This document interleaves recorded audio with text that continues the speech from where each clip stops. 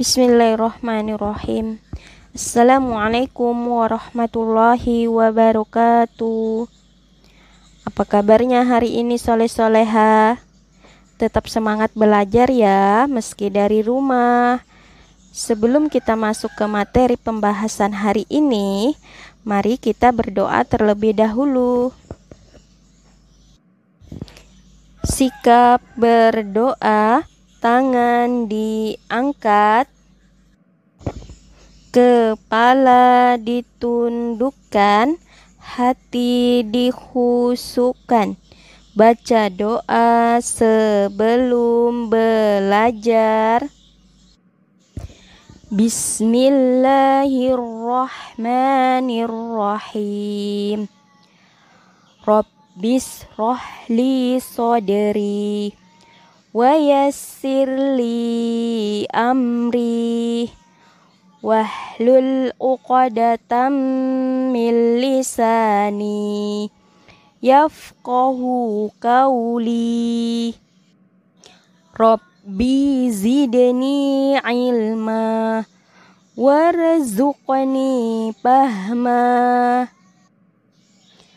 Allahumma la sahla illa ma ja'altahu sahla wa anta taj'alul hazna idza syi'ta sahla.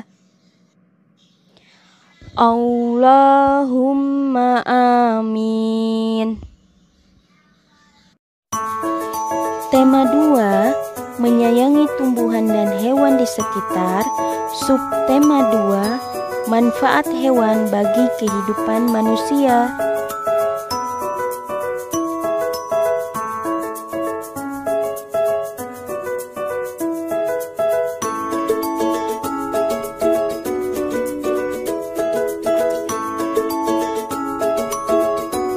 Materi yang akan kita bahas pada pelajaran bahasa Indonesia: menyayangi tumbuhan, cara merawat tanaman, wawancara, menjawab pertanyaan sesuai teks percakapan, dan menjawab pertanyaan sesuai teks bacaan.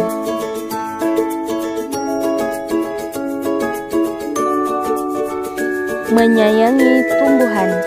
Kita tahu bahwa tumbuhan mempunyai banyak manfaat. Baik hewan maupun manusia membutuhkan tumbuhan. Oleh karena itu, kita harus selalu menyayangi tumbuhan. Kita dapat menyayangi tumbuhan dengan memelihara tanaman di sekitar.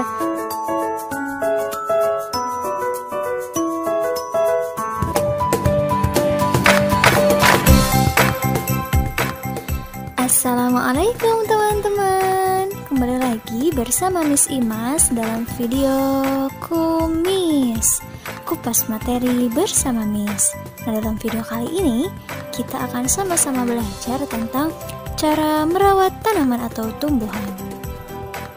Untuk teman-teman yang baru bergabung di channel ini, sebelum kita tonton videonya, yuk sama-sama kita like, komen, share, subscribe, dan jangan lupa nyalakan tanda loncengnya ya, supaya teman-teman dapat informasi terupdate untuk video Miss Imas lainnya. Terima kasih. Hai teman-teman. Sebelum kita ke materi, Miss Imas mau menyampaikan tujuan pembelajaran kita kali ini. Nah, setelah menonton video ini, diharapkan teman-teman yang pertama mampu memahami cara merawat tanaman di dalam pot. Tujuan pembelajaran yang kedua yaitu teman-teman mampu memahami cara merawat tanaman gantung. Dan yang ketiga, teman-teman mampu memahami cara merawat hutan bakau dan cara merawat pohon mangga. Pembahasan yang pertama yaitu cara merawat melati. Nah, berikut adalah petunjuk perawatan melati. Yang pertama yaitu teman-teman siapkan pecahan batu bata merah atau pecahan genting, lalu susun di dasar pot. Yang kedua yaitu teman-teman campurkan pasir, tanah, dan pupuk kandang, masing-masing dengan bagian yang sama. Isikan pada sepertiga bagian pot, letakkan di atas lapisan pecahan batu bata merah atau genting. Petunjuk yang ketiga yaitu teman-teman masukkan bibit melati. sisakan media lama yang masih menempel.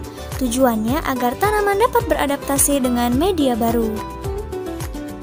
Lalu yang keempat, teman-teman tambahkan campuran pasir, tanah, dan pupuk kandang. Jangan isi pot sampai penuh ya. Sisakan sekitar 2 cm dari bibir pot untuk memudahkan penyiraman.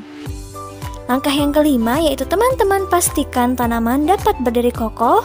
Lalu yang keenam, teman-teman siram tanaman dengan air secukupnya. Dan terakhir, bersihkan bagian luar pot dari kotoran.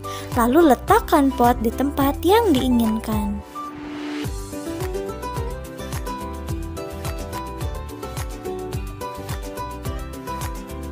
Nah, sebelumnya Miss Imas mau nanya nih teman-teman di sini, ada yang tahu nggak ya tanaman gantung itu apa sih? Oke, betul banget. Tanaman gantung adalah tanaman hias yang diletakkan secara menggantung dengan menggunakan tali supaya tidak memakan tempat lebih banyak dan bermanfaat untuk hiasan atau dekorasi ruangan. Tetapi tanaman gantung juga harus kita rawat loh teman-teman. Nah, berikut adalah bagaimana cara kita merawat tanaman gantung.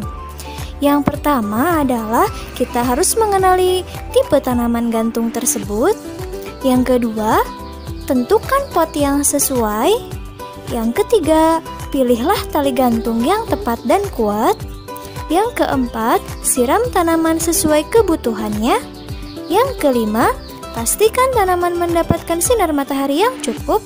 Yang keenam, menjaga kelembapan tanaman. Yang ketujuh, memberikan pupuk dan nutrisi tambahan. Yang kedelapan, pangkas tanaman secara rutin agar terlihat rapi. Dan yang kesembilan, rajin mengganti media tanam. Pembahasan selanjutnya adalah cara merawat hutan bakau. Oke teman-teman, hutan bakau sering disebut sebagai sabuk hijau. Artinya kawasan hijau yang tumbuh di garis pantai. Nah, teman-teman di sini ada yang tahu tidak ya? Apa sih manfaat hutan bakau? Oke, betul banget. Manfaat hutan bakau yang pertama yaitu untuk melindungi garis pantai dari pengikisan. Manfaat yang kedua yaitu hutan bakau meredam gelombang besar seperti gelombang tsunami dan lain-lain. Nah teman-teman, berikut adalah cara merawat hutan bakau. Nah, ada 2 hal penting yang harus kita lakukan untuk merawat hutan bakau. Yang pertama yaitu caranya dengan penyiangan. Yang kedua yaitu caranya dengan penyulaman. Penyiangan dilakukan untuk membasmi hama di sekitar hutan bakau. Lalu penyulaman. Penyulaman adalah penggantian pohon bakau yang mati. Pohon yang mati diganti dengan bibit atau pohon bakau lain yang umurnya sama dengan pohon yang mati tersebut. Tujuannya apa? Tujuannya kenapa diganti dengan pohon bakau yang seumur? Yaitu agar pohon-pohon bakau dapat tumbuh secara seragam.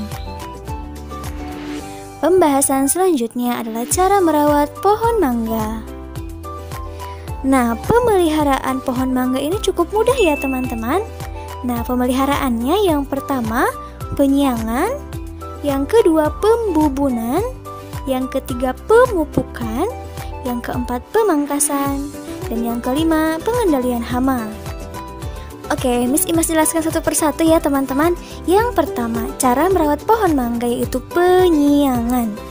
Penyiangan dilakukan dengan cara mencabut rumput atau tumbuhan liar di sekitar pohon mangga. Hal ini dilakukan agar pertumbuhan pohon mangga tidak terganggu. Langkah yang kedua yaitu pembubunan. Nah, pada saat kita menyiram tanaman mangga, tanah di bawah pohon mangga itu akan merosot terbawa air. Nah, makanya dilakukan pembubunan untuk menimbun kembali tanah yang merosot karena terbawa air. Langkah yang ketiga yaitu pemupukan. Pemupukan dilakukan untuk membantu meningkatkan kesuburan tanaman. Nah, pupuk yang digunakan untuk pohon mangga ini biasanya adalah pupuk organik atau anorganik. Selanjutnya yaitu pemangkasan. Pemangkasan perlu dilakukan secara rutin. Tujuannya agar produksi buah mangga jauh lebih baik. Nah, langkah selanjutnya yaitu pengendalian hama dan penyakit. Nah, langkah ini dilakukan dengan menyemprotkan pestisida dan insektisida pada tanaman. Penyemprotan pestisida dan insektisida hanya dilakukan saat hama dan serangga menyerang ya teman-teman. Nah, biasanya hama yang sering menyerang pohon mangga antara lain kepik buah, lalat buah, codot, dan tungau. Oke teman-teman, kesimpulan untuk pembelajaran kita kali ini adalah ternyata semua tanaman dan tumbuhan itu perlu kita rawat ya teman-teman, karena mereka juga termasuk makhluk hidup. Nah, perawatan tanaman dan tumbuhan itu berbeda satu dengan yang lainnya tergantung jenis tanamannya. Jadi ketika kita ingin memelihara suatu tanaman atau tumbuhan, kita harus mengenali dulu jenis tanamannya supaya kita tidak salah dalam melakukan perawatan tanaman tersebut. Nah teman-teman, semoga penjelasannya bermanfaat ya. Tetap jaga kesehatan, tetap semangat, tetap belajar. Wassalamualaikum warahmatullahi wabarakatuh. Thank you for watching. Hai teman-teman. Sebelum kita ke materi, Miss Imas mau menyampaikan tujuan pembelajaran kita kali ini. Diharapkan setelah menonton video ini, teman-teman yang pertama mampu memahami cara-cara merawat tumbuhan dan tanaman dengan benar. Tujuan pembelajaran yang kedua yaitu diharapkan teman-teman mampu mempraktikkan cara-cara merawat tumbuhan dan tanaman dengan benar. Allah menciptakan beragam jenis tumbuhan dan tanaman yang memiliki banyak manfaat untuk keberlangsungan hidup manusia. Nah, tumbuhan merupakan salah satu sumber kehidupan.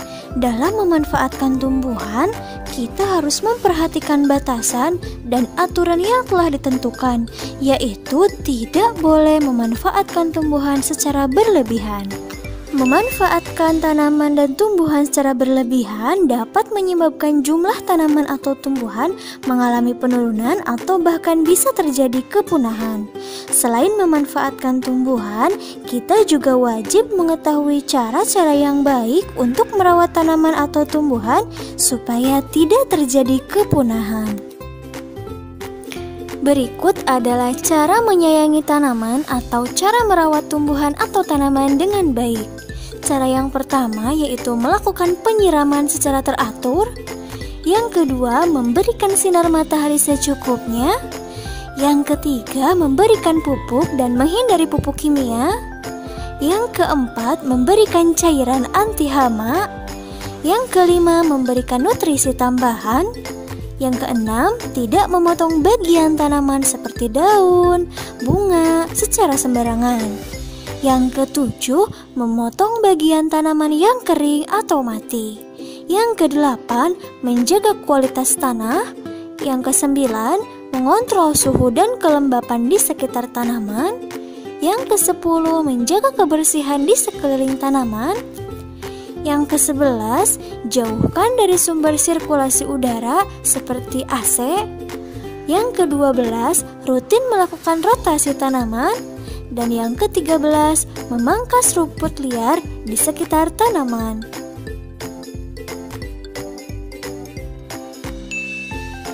Oke teman-teman, Miss Imas jelaskan satu persatu ya. Nah, cara merawat tanaman atau tumbuhan dengan baik. Yang pertama, melakukan penyiraman secara teratur. Penyiraman dapat dilakukan di pagi atau malam hari. Lalu siram tanaman secara merata. Dan siram tanaman dengan air secukupnya, lalu hindari menyiram terlalu basah dan menyebabkan genangan air. Cara yang kedua yaitu memberikan sinar matahari secukupnya. Sayuran dan buah-buahan membutuhkan kurang lebih 6 jam sinar matahari secara langsung. Lalu kalau tanaman hias memerlukan 3-4 jam sinar matahari secara langsung.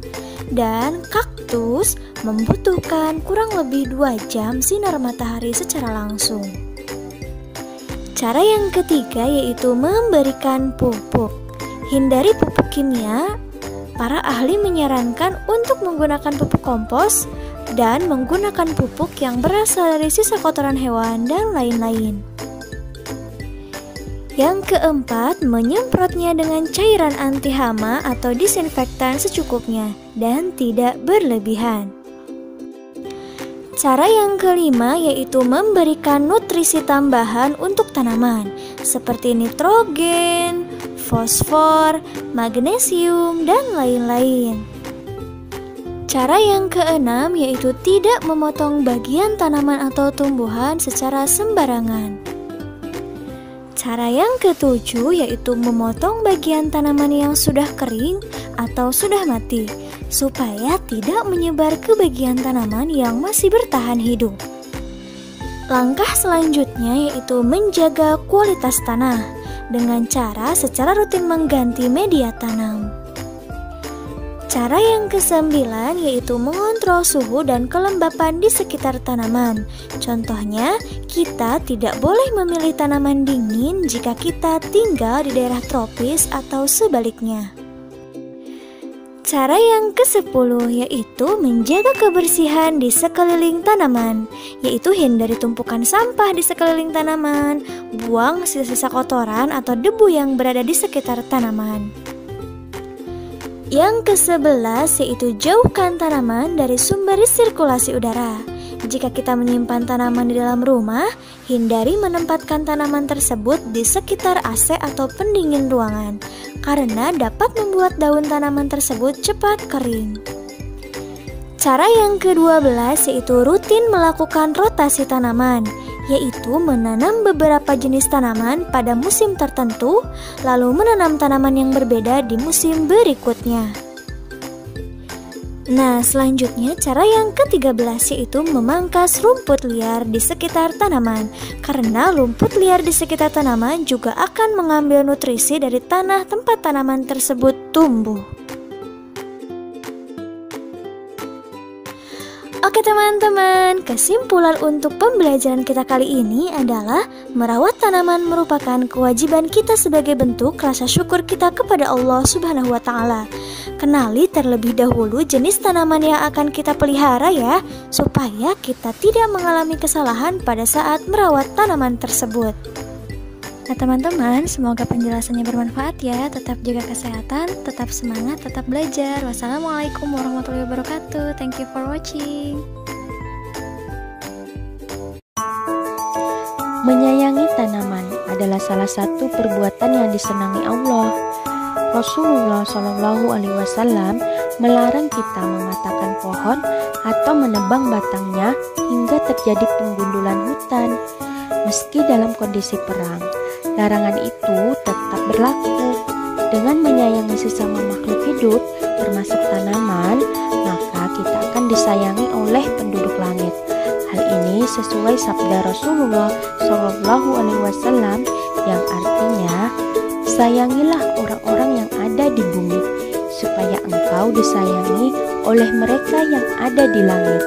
Hadis riwayat Tabrani.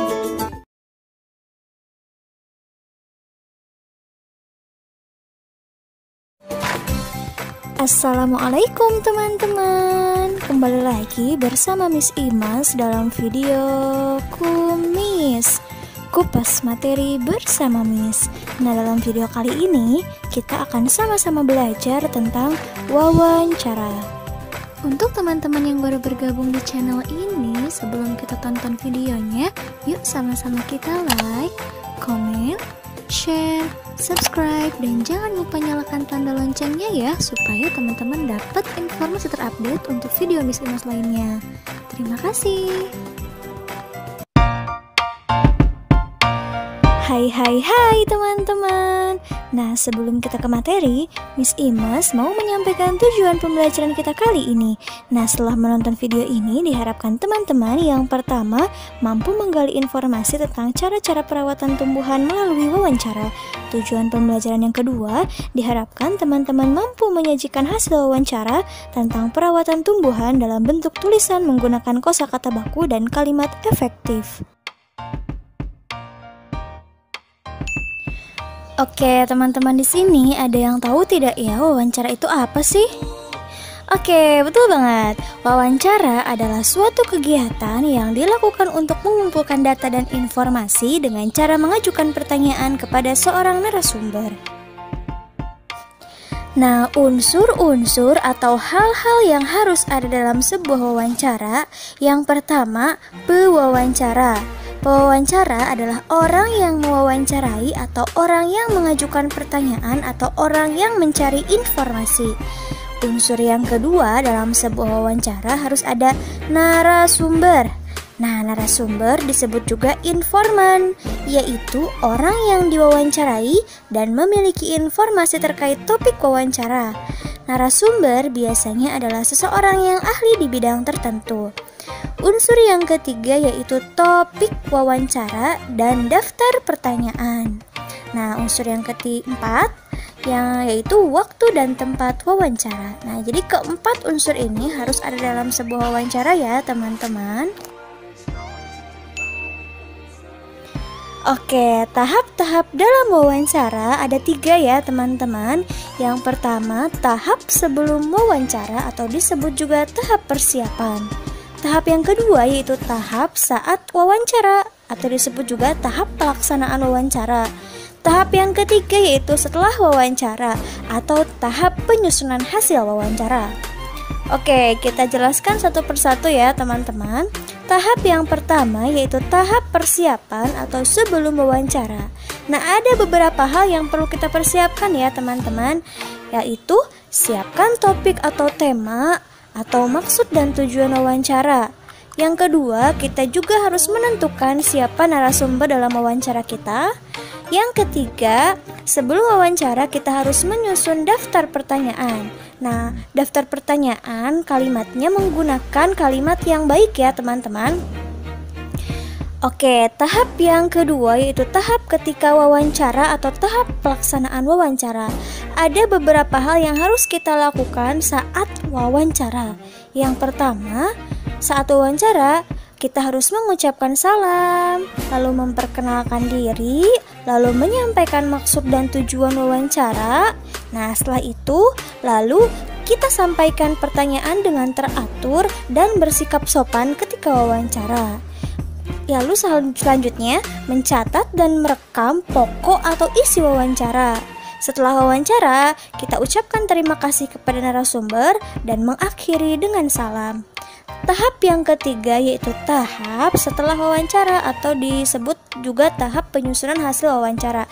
Setelah wawancara, kita biasanya harus membuat laporan hasil wawancara.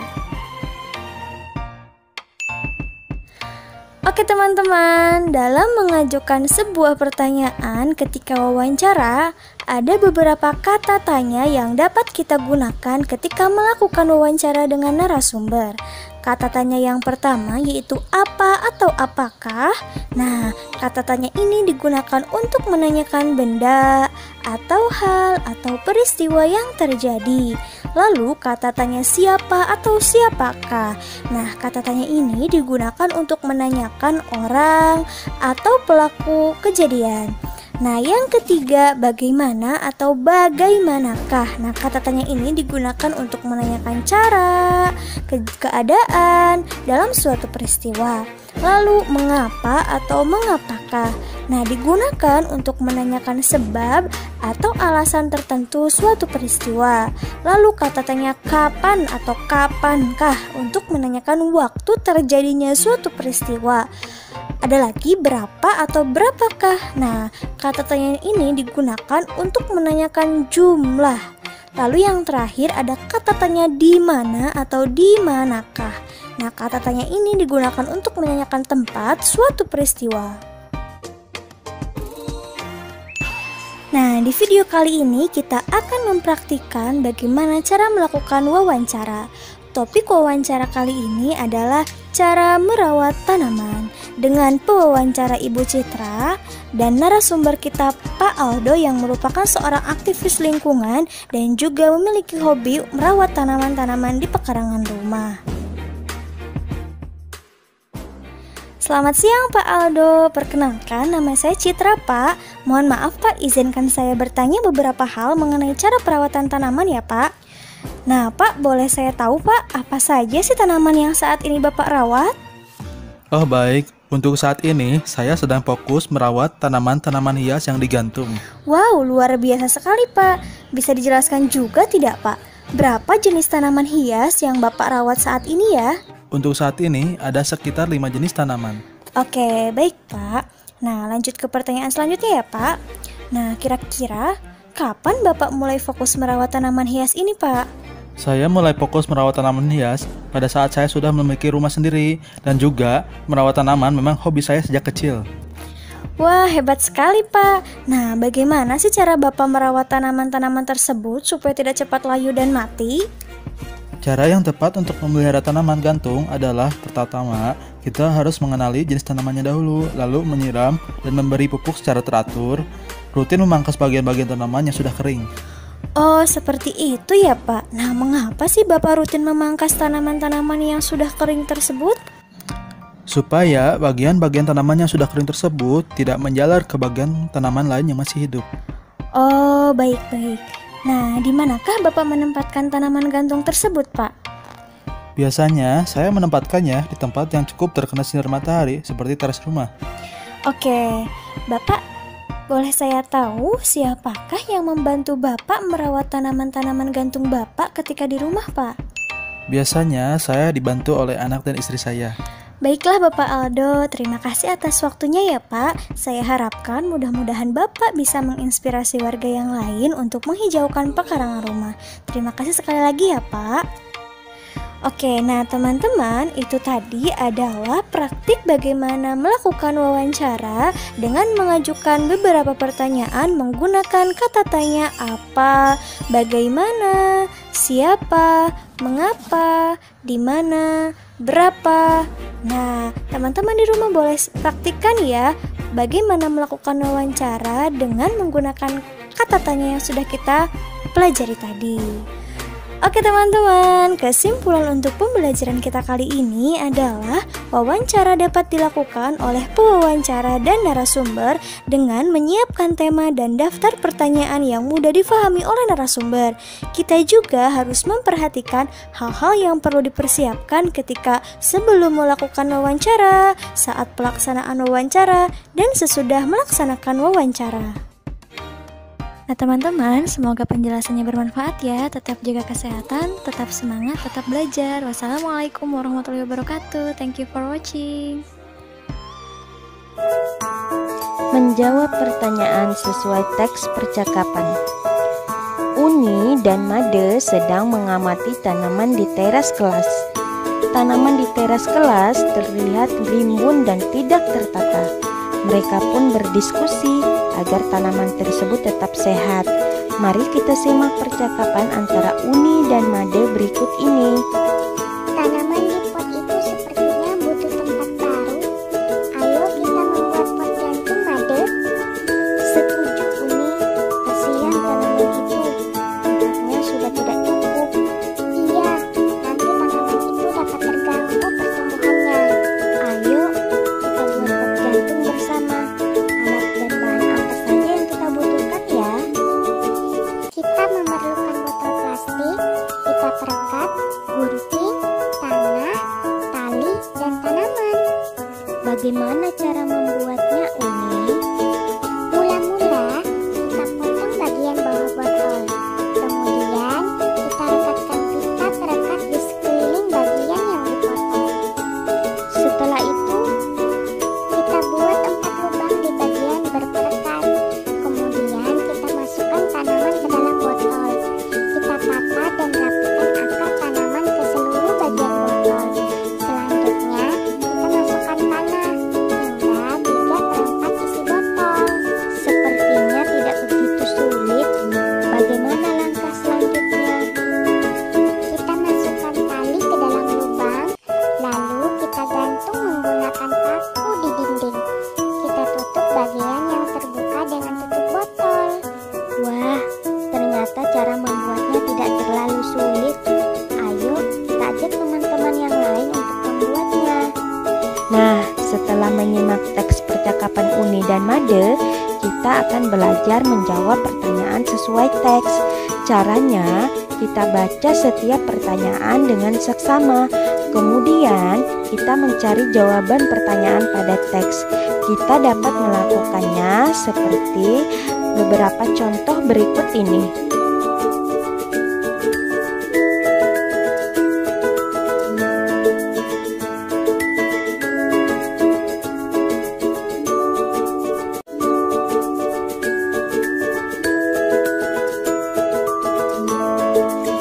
Jawab pertanyaan sesuai teks bacaan. Nah, kalau tadi kita sudah membahas tentang menjawab pertanyaan sesuai teks percakapan. Yang sekarang kita akan membahas tentang menjawab pertanyaan sesuai teks bacaan. Caranya kurang lebih sama ya. Kita cari jawaban pertanyaan pada teks bacaan tersebut. Kemudian kita dapat menjawab pertanyaannya seperti beberapa contoh pertanyaan berikut ini.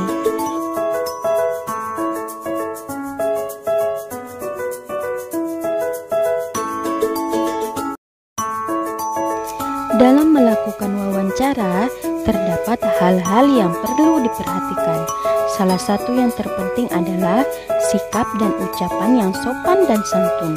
Dengan sikap sopan dan santun, maka narasumber pun akan merasa nyaman dan dihargai.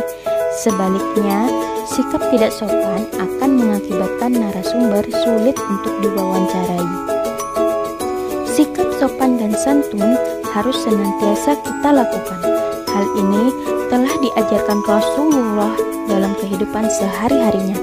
Ibnu Abbas meriwayatkan bahwa Nabi Muhammad SAW bersabda kepada Al-Ashaj Al-Asfi, yang artinya, sesungguhnya dalam dirimu terdapat dua sikap yang dicintai oleh Allah, yaitu sifat santun dan malu. Hadis riwayat Ibnu Majah. Motif hias tumbuhan. Kita sudah pernah belajar motif hias pada gambar dekoratif. Ada motif hias berupa tumbuhan, hewan, dan manusia. Sekarang kita akan mempelajari motif hias tumbuhan. Motif hias tumbuhan biasanya berupa daun dan bunga.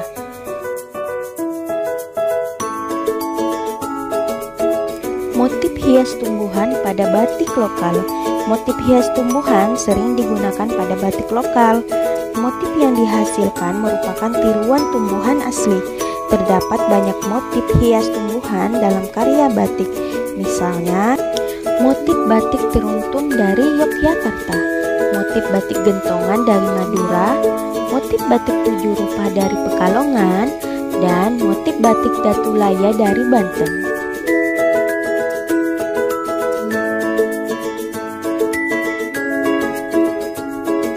Membuat motif hias tumbuhan. Berikut alat dan bahan yang dibutuhkan, serta langkah-langkah membuatnya.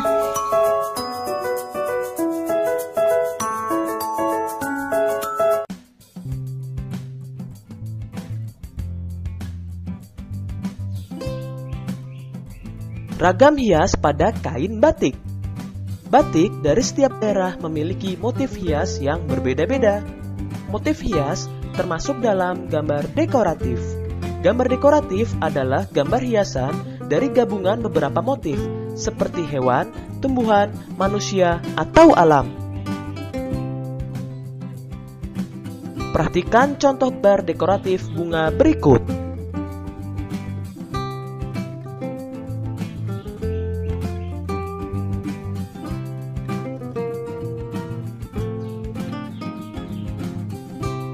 Ayo, buatlah gambar dekoratif bunga berikut di kertas gambar.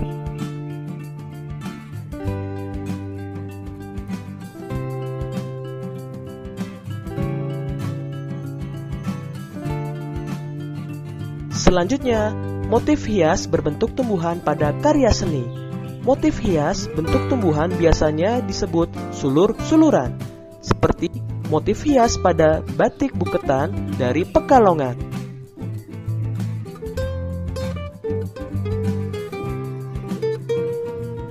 Motif pada batik tersebut bermakna keharmonisan dan keindahan hubungan manusia dengan alam dan sekitarnya.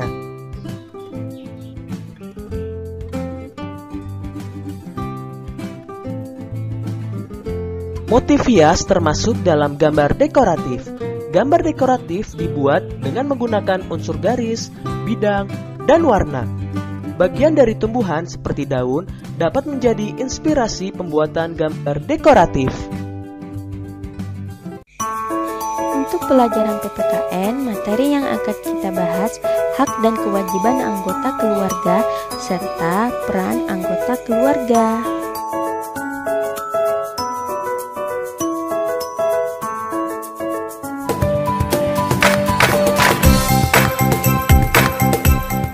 Assalamualaikum teman-teman. Kembali lagi bersama Miss Imas dalam video Kumis, Kupas Materi bersama Miss.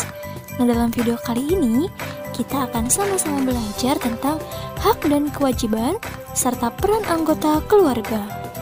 Untuk teman-teman yang baru bergabung di channel ini, sebelum kita tonton videonya, yuk sama-sama kita like, komen, share, subscribe, dan jangan lupa nyalakan tanda loncengnya ya, supaya teman-teman dapat informasi terupdate untuk video Miss Imas lainnya. Terima kasih.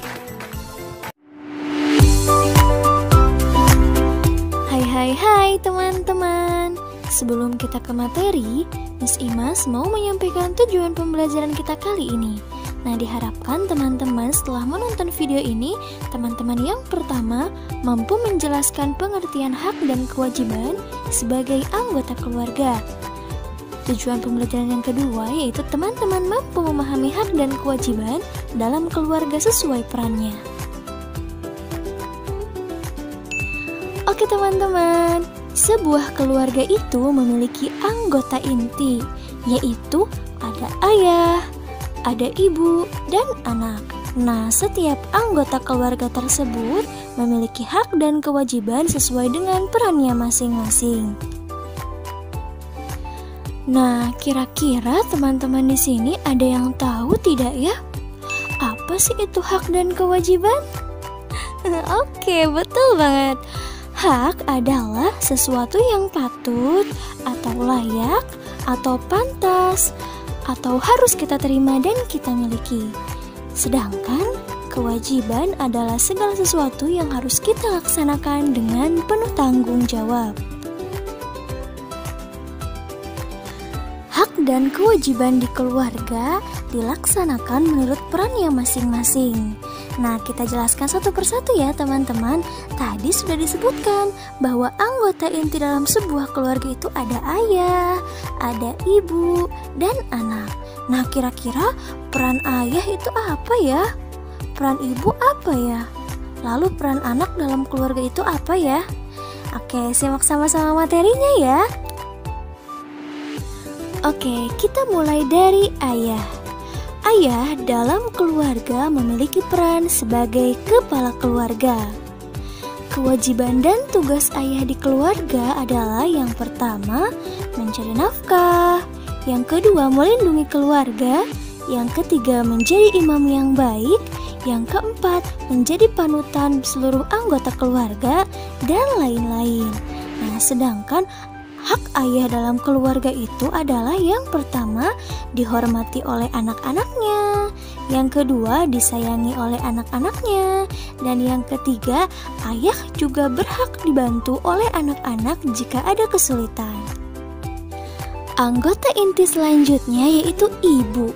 Dalam sebuah keluarga, ibu berperan sebagai pendamping kepala keluarga. Nah, kewajiban dan tugas ibu yang pertama, mengurus semua keperluan keluarga, yang kedua, menyiapkan makanan, yang ketiga, mengatur rumah agar tetap bersih dan nyaman, yang keempat, mematuhi perintah ayah selama itu baik, dan yang kelima, menjadi suri tauladan bagi anak-anak, dan lain-lain. Nah, sedangkan hak ibu dalam sebuah keluarga adalah ibu juga berhak loh mendapatkan kasih sayang dari anak-anak. Lalu, ibu juga berhak mendapatkan penghormatan dari anak-anak. Lalu yang ketiga, ibu berhak mendapatkan rasa aman dari ayah. Dan yang keempat, ibu juga berhak mendapatkan bantuan anak-anak jika ibu merasa kesulitan, dan lain-lain. Anggota inti yang terakhir yaitu anak. Nah, anak dalam keluarga memiliki peran sebagai anggota keluarga. Kewajiban dan tugas seorang anak yang pertama adalah belajar dengan giat. Yang kedua, membantu pekerjaan rumah tangga seperti menyapu, mengepel, menyiram, dan merawat tanaman. Yang ketiga yaitu patuh terhadap nasihat orang tua, lalu menyayangi orang tua. dan membahagiakan orang tua, dan lain-lain. Nah, anak juga berhak yang pertama disayangi oleh orang tua, yang kedua dicukupkan segala kebutuhannya jika orang tuanya mampu ya teman-teman, yang ketiga mendapatkan pendidikan yang layak dari orang tua, dan yang keempat memiliki kebebasan dalam belajar, bermain, dan beristirahat, dan lain-lain. Oke, sampai sini paham ya teman-teman? Nah, pelaksanaan hak dan kewajiban harus dilaksanakan secara seimbang. Jadi, kita tidak boleh menuntut hak, tetapi kewajiban-kewajiban kita tinggalkan. Nah, menjaga keseimbangan hak dan kewajiban itu merupakan pengamalan sila kelima Pancasila yang berbunyi keadilan sosial bagi seluruh rakyat Indonesia yang memiliki lambang padi dan kapas. Oke teman-teman, kesimpulan untuk pembelajaran kita kali ini adalah setiap anggota keluarga memiliki peran yang berbeda. Nah, hak dan kewajiban setiap anggota keluarga harus dilaksanakan secara seimbang, sesuai dengan peran kita di keluarga. Nah teman-teman, semoga penjelasannya bermanfaat ya. Tetap jaga kesehatan, tetap semangat, tetap belajar. Wassalamualaikum warahmatullahi wabarakatuh. Thank you for watching. Menyeimbangkan hak dan kewajiban merupakan salah satu pengamalan sila kelima. Keseimbangan hak dan kewajiban akan mewujudkan keadilan kepada siapa saja. Sebagai anak muslim, kita harus berbuat adil kepada siapa saja. Sikap adil berkaitan dengan sikap jujur. Berbuat adil perlu dilakukan dalam kehidupan kita sehari-hari, seperti menyayangi sesama manusia, mengukur dan menghitung barang sesuai keadaan. Kita harus berbuat adil kepada siapa saja tanpa membedakan suku, bangsa, dan bahasanya. Sikap adil telah dicontohkan oleh Rasulullah SAW dalam kehidupan sehari-hari.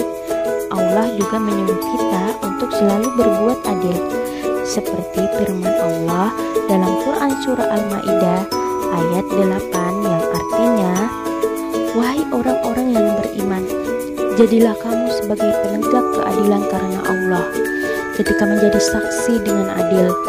Janganlah kebencianmu terhadap suatu kaum mendorong kamu untuk berlaku tidak adil. Berlaku adillah karena adil itu lebih dekat kepada takwa, dan bertakwalah kepada Allah. Sungguh Allah Maha teliti apa yang kamu kerjakan." Peran setiap anggota keluarga berbeda-beda.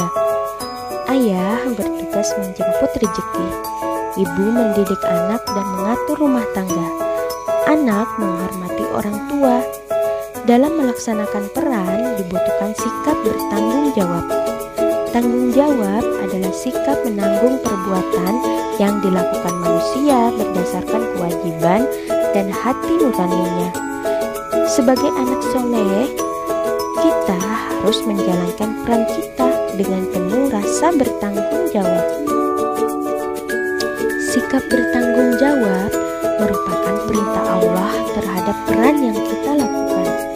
Hal ini tertuang dalam Quran Surah Al-Mudatsir ayat 38 yang artinya, tiap-tiap diri bertanggung jawab atas apa yang telah diperbuatnya. Sampai di sini dulu pelajaran kita hari ini soleh-soleha. Sebelum kita tutup, mari kita baca doa terlebih dahulu. Alhamdulillahi Rabbil Alamin. Segala puji bagi Allah Rabb semesta alam. Praise be to Allah. Sampai jumpa kembali soleh-soleha. Wassalamualaikum warahmatullahi wabarakatuh.